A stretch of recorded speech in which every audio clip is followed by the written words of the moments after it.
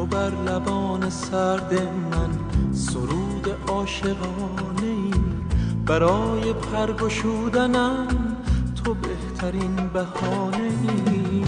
امید آخرین من، خیال دلنشین من، بهار سبز من تویی که با گل و جوانه‌ای. به آسمان چشم من تو شطی از ستاره‌ای، به لاله زار سینه‌ام تو موجی از زبانه‌ای. به هر چه میرسم تویی، نمیروی ز خاطرم، به هر کجا که میروم تویی که در میانه‌ای.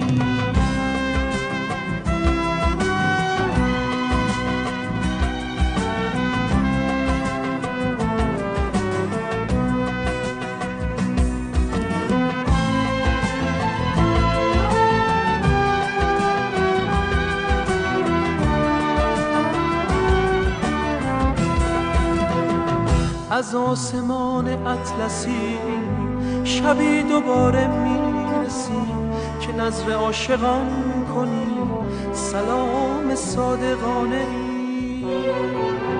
شکوه دفتر غزل مرا به خلست ببر، طلوع شعر من تویی که شور هر ترانه ای.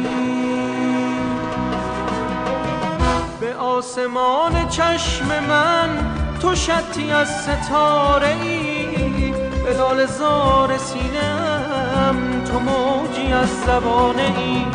به هر چه میرسم تویی، نمیروی ز خاطرم، به هر کجا که میروم تویی که در میانه‌ای. تو ای شکوفه نگاه در این زمانه گناه، چو لحظه های پاک من غریب و شاعرانه ای، غریب و شاعرانه ای.